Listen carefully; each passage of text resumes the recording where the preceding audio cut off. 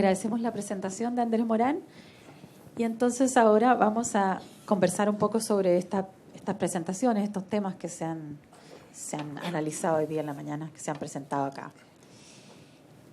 Como ustedes saben y como mencionaba Frederick en la mañana, Naciones Unidas este año en septiembre aprobó entre todos los países miembros de Naciones Unidas los Objetivos de Desarrollo Sostenible, que vinieron a reemplazar a los Objetivos de Desarrollo del Milenio. Entre estos objetivos, que son 17, hay uno que se refiere al cambio climático. Y todos estos objetivos promueven que sean alcanzados no solo por los países, por los gobiernos, sino en colaboración con las empresas. Hay un rol fundamental de las empresas en lograr estos objetivos mundiales cada vez más, porque se ve que las empresas son fundamentales y, como ustedes han visto aquí, están encaminadas en este objetivo mundial y su aporte es invaluable. Frente al tema del cambio climático, acabamos de tener la COP21 en París, en que, como ustedes vieron en la prensa, finalmente se lograron más acuerdos de lo que se preveía, y si bien no fueron acuerdos vinculantes, sí fueron semi-vinculantes en algunos casos y ya hubo compromisos concretos de los países. Ahora, yendo al caso de Chile y yendo al caso de la participación de las empresas, y me refiero en este caso específico a Colbún, veía el domingo, creo que fue, salió un artículo en el Mercurio sobre cómo las firmas locales se preparan para bajar las emisiones de CO2 y cómo miden de manera exacta sus contaminantes y dejan atrás el carbón. Como ustedes saben, el principal emisor de CO2 en el país es el sector energía, con 68 millones de toneladas de CO2 al año, o sea, más de un 74% del total de las emisiones del país al 2010. Y este total incluye sobre todo, ¿no es cierto?, los combustibles fósiles para la generación de electricidad. Entonces yo quisiera preguntarle a Colbún, que mencionaste el tema, mencionaste que ustedes miden la huella de carbono, mencionaste la importancia que han adquirido en esa área, pero ¿cómo están viendo ustedes esa colaboración como empresa y cómo la pretenden medir, ya que estamos hablando de mediciones, para colaborar en este objetivo país que ahora tiene Chile después de la COP21 en pos de reducir los impactos del cambio climático? A ver, primero contarles un poquito. Nosotros, yo les decía que tenemos 4 centrales que hoy día están certificadas como MDL, es decir, que de alguna manera están autorizadas para emitir bonos de carbono. Y esto lo venimos haciendo desde el año 2002. Muchas veces la gente no sabe, digamos, pero hemos tenido desde ese año personas dedicadas a todo el tema de cambio climático. Obviamente que este es un proceso largo. Los requerimientos desde lo que pasó en Kioto, digamos, a la realidad hoy día de París, absolutamente distinto lo que viene y los desafíos que tenemos por delante. Y yo creo que no solamente, digamos, la industria energética, sino también el resto de la industria, digamos. Muchas veces se le pone más énfasis, digamos, en la industria energética, pero también, obviamente, que esto tiene que ser un trabajo colaborativo para cumplir de alguna manera la meta que comprometió Chile al 2030. En ese sentido, nosotros hemos ido profundizando en nuestro trabajo en cambio climático. Hemos estado trabajando, por ejemplo, en iniciativas. En el caso de Puerto Varas, estamos haciendo una iniciativa de compensar, digamos, las emisiones con la industria del turismo, en toda la zona de Puerto Varas. También estamos llegando a un acuerdo con un barrio aquí en Santiago, de alguna manera también para compensar todas sus emisiones. Yo creo que iniciativas hay bastante. Lo importante es lograr la asociatividad. Yo creo que ahí me centro un poco en lo que planteaba Andrés, y la medición de los impactos acumulativos.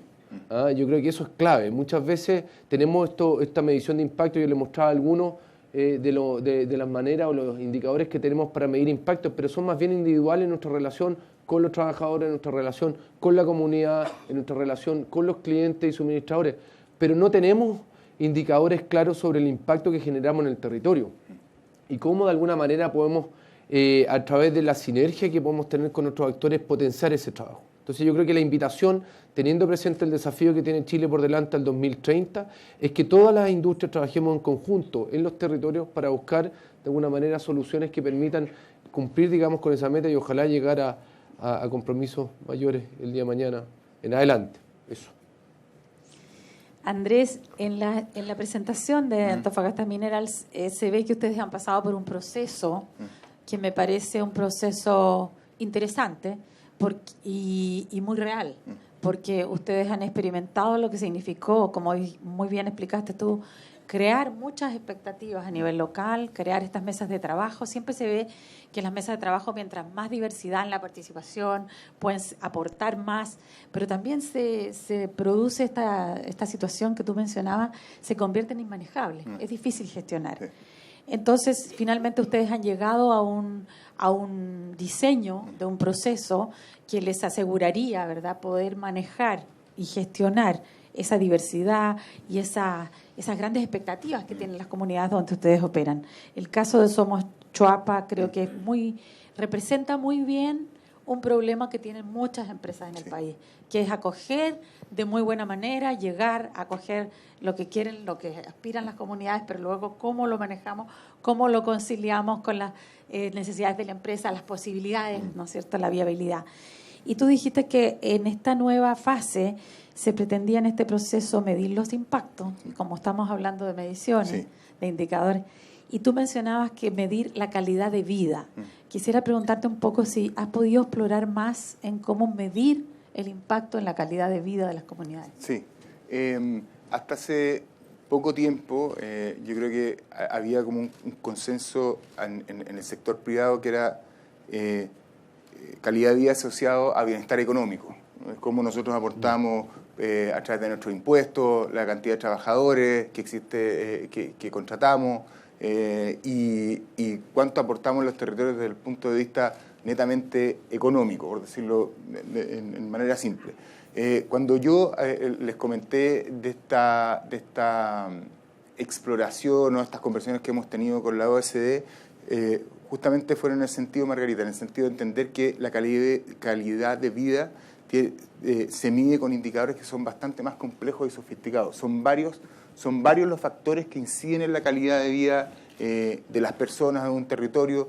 Tiene que ver con acceso, tiene que ver mucho con, si uno lo pudiera englobar, con un tema más relacionado a derechos humanos que solamente bienestar económico. Y cuando hablo de derechos humanos estoy hablando con acceso a educación, acceso a salud, cantidad de, por ejemplo, de áreas verdes por metro cuadrado en un territorio, acceso a posibilidades de recreación. Entonces, la OECD tiene, por ejemplo, a nivel mundial hay indicadores de calidad de vida, hay como cerca de 175 indicadores de diferentes organismos que definen la calidad de vida de cierta manera. Cuando hablo de 175 indicadores estoy dando cuenta de la complejidad del tema.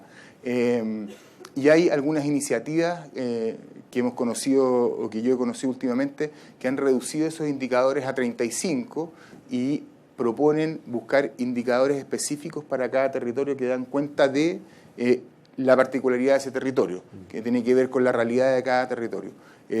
Entonces estamos en esa exploración y lo que quiero decir es que finalmente nosotros hemos entendido que medir la calidad de vida es bastante más complejo que contabilizar la cantidad de trabajadores que tengo contratados que son parte de la zona o mi aporte en impuestos o cuántas empresas, que también son cosas que uno tiene que medir, cuántas empresas, la integración en la cadena de valor que hablaba Juan Pablo, o sea, esas son cosas que uno tiene que medir, pero hay una serie de otros factores que son vistos generalmente exógenos a la compañía, que en este tipo de procesos son relevantes y tienen que ver con acceso a ciertos servicios y ciertas prestaciones que usualmente la gente en estos territorios no tiene o tiene de manera eficiente.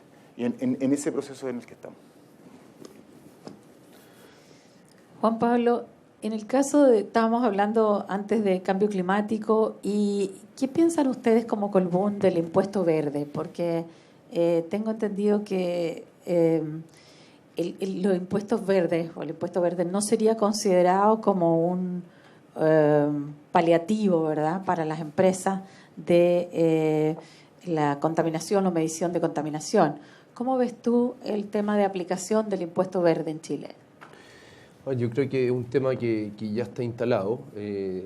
Uno de los temas que nosotros planteamos también en ese artículo que tenía que ver con permitir, por ejemplo, poder compensar el impuesto verde con bonos de de carbono, es decir, si efectivamente yo estoy reduciendo emisiones de CO2, de alguna manera permitir que a través de esa reducción poder compensar, digamos, con bonos de carbono. Yo creo que es un tema que está instalado no solamente en Chile, sino a nivel mundial.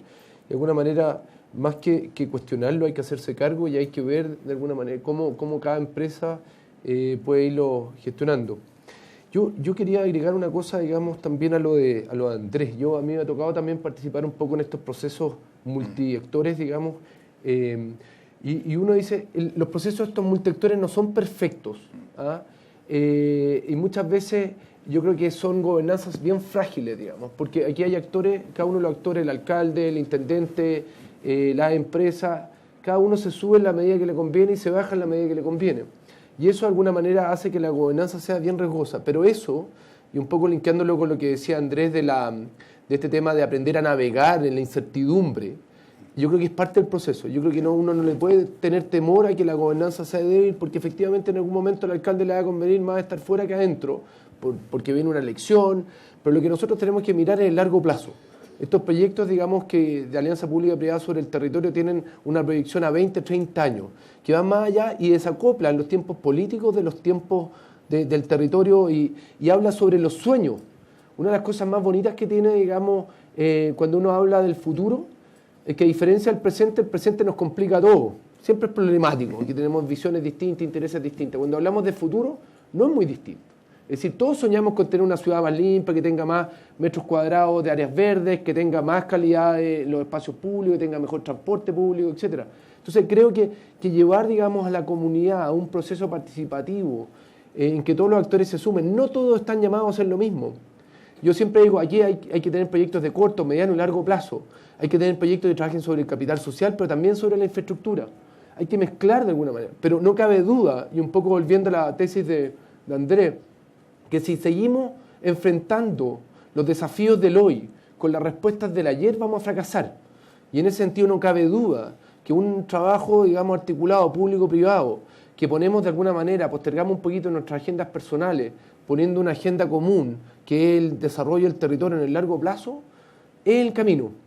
Va a estar lleno de problemas, va a estar lleno de dificultades de cómo medir el impacto acumulativo, pero no cabe duda que ese es un camino que en este país tenemos que seguir, de lo contrario vamos a seguir en lo transaccional, en el juicio, en lo destructivo más que la generación de valor. Tienes toda la razón. Yo creo que esa mirada es muy importante y esa es la mirada que debemos tener todos, tanto desde el lado gobierno, empresas, organizaciones de RCE. Están llegando las preguntas. Tenemos una pregunta de Rodrigo Castro para Antofagasta Minerals. ¿Cómo se está midiendo la relación con clientes, proveedores y empleados? Bueno, tú mencionaste ahí en el proceso, pero él se refiere ya a indicadores, sí, más duro, en estas líneas. Sí, nosotros tenemos, para contextualizar, el modelo de trabajo de Pelambres en particular es un modelo externalizado, es decir, por cada trabajador propio, nosotros tenemos 4 que son externos. De esos 4 que son externos, a lo menos 2 son del Valle del Choapa y 1 más es de la provincia. Por lo tanto, el impacto en la calidad de esa relación es bien relevante. Un indicador que tenemos nosotros, o sea, más que indicador, una manera de gestionar nuestra relación con esta gran cantidad de contratistas es a través de una relación, sino que más bien a través de un trabajo que se hace permanentemente con ellos respecto de cómo ellos asumen los estándares de la compañía como propios, estándares que tienen que ver con calidad laboral, entendiendo que hay una ley de subcontratación que marca bien esos límites, pero nosotros tenemos que exigirle necesariamente a nuestros contratistas condiciones similares a las que en términos de seguridad, de calidad del empleo, y no estoy hablando solamente de seguridad del trabajo, estoy hablando de la seguridad en la calidad del empleo, similares a las que nosotros le damos a nuestros trabajadores, y eso se mide a través de encuestas de clima, a lo menos 2 veces al año, tanto para trabajadores internos como externos. Ahora, nosotros nos hemos dado cuenta que las encuestas de clima realmente no son suficientes. Las encuestas de clima te dan cierta orientación, pero lo que necesitamos nosotros, en este caso en particular, siendo ese el modelo de Pelambre, es una medición un poco más dura de si eso está, de si lo que nosotros estamos requiriendo se está cumpliendo con los trabajadores. Y una cuestión que es bien relevante es que nosotros incidimos mucho en las tasas de empleo de la provincia, tanto directa como indirectamente. Y ahí sí tenemos un desafío. Nosotros hemos tenido conflictos y se han generado asociaciones de cesantes, porque siendo Pelambre el mayor y casi el único gran empleador de la zona, la presión sobre Pelambre respecto de la generación de puestos de trabajo y de incluir a la gente del Valle es muy grande. Y yo les diría que ahí nosotros no tenemos todavía una respuesta, porque es una condición estructural. Somos efectivamente el empleador más grande, tenemos mejores condiciones que cualquier otro empleador en la zona, por lo tanto la presión por estar adentro de Pelambre es muy grande, y en el contexto que está hoy día el mercado del cobre que estamos enfrentando, con los procesos de ajuste que son por todos conocidos que han vivido las empresas como Codelco, vamos a tener un desafío el próximo año. Nosotros hemos tomado una definición que en el caso de Pelambre, sabiendo el contexto en el que estamos, los ajustes han sido más por el lado del corporativo y por trabajadores propios. Hemos tomado una definición de no afectar el empleo en la zona, por lo tanto son decisiones complejas, pero tenemos un desafío porque tenemos una condición estructural que hoy día no tenemos una respuesta así muy precisa de cómo gestionarlo. Bueno, por razones de tiempo nos queda una última pregunta. Ella es de Fanny Tora y dice, tanto Antofagasta Minerals como Colbún tienen una parte importante de su capital listado en bolsa. ¿Han pedido inversionistas internacionales o locales información en relación a la sustentabilidad de sus empresas? Si es el caso, ¿piden indicadores muy distintos a lo que ahora están midiendo y reportando? Sí, o sea, nosotros tenemos de hecho que informar 2 veces directamente. Nosotros estamos listados en la Bolsa de Londres y tenemos 2 veces al año roadshow con inversionistas o empresas que representan inversionistas, en donde tenemos que ir a reportar formalmente indicadores de sustentabilidad. Efectivamente, no son muy distintos a los que conocemos y manejamos a través de los reportes, pero las preguntas sí son específicas, digamos. O sea, hay situaciones en las que se nos pide información adicional, no solamente en estas instancias que son presenciales, sino que durante todo el año, que no es información asociada como a reportabilidad, sino que respecto de situaciones en particulares. Son más bien informes respecto de situaciones que preocupan a los inversionistas, y esa información tiene que ver uno con el caso en sí mismo y otro con la respuesta que le está dando la compañía o el tratamiento que le está dando la compañía y desde qué mirada le está dando la compañía ese tratamiento, y son informes bastante estructurados. Entonces tenemos 2 tipos de indicadores, o sea, de reportes. Uno que tiene que ver con los indicadores que todos conocemos y que reportamos en nuestros reportes, y otro con información más desarrollada respecto de casos particulares. Y eso es un trabajo permanente durante todo el año. Yo en general, complementando, digamos, lo de Andrés, en el caso nuestro solamente estamos abiertos en la bolsa en Chile y no tenemos operaciones afuera, pero en general también preguntan los mismos indicadores desde el punto de vista del desempeño en sostenibilidad y respecto de situaciones concretas, un poco lo que plantea Andrés, es decir, si se genera, digamos, un conflicto, como puede ser, por ejemplo, zonas como en Coronel, que es una zona más álgida, más compleja, obviamente, que preguntan con mayor detalle, y nosotros muchas veces proactivamente vamos a entregar información. Yo creo que en ese sentido hemos ganado mucho, hemos potenciado el sitio web, digamos, de Colbún para entregar información y un poco no solamente contar las buenas historias, sino también hacernos cargo, digamos, de los temas complejos. Y creo que eso es bueno porque muestra proactividad, muestra transparencia, y al final los inversionistas lo agradecen. Bueno, muchísimas gracias a Juan Pablo Scheffer de Colbún y Andrés Morán de Antofagasta Minerals. Yo creo que hemos tenido esta mañana 2 casos de empresas donde vemos que hay un trabajo cada vez más exhaustivo en buscar indicadores, pero como ustedes ven, eso no es fácil. Se pasa por procesos de madurez, se llega también a reconocimiento de indicadores que sean reconocidos a nivel nacional e internacional, y ellos son bastante relativos y adaptados a cada situación. Yo creo que eso podríamos concluir entonces Y muchas gracias entonces por este panel.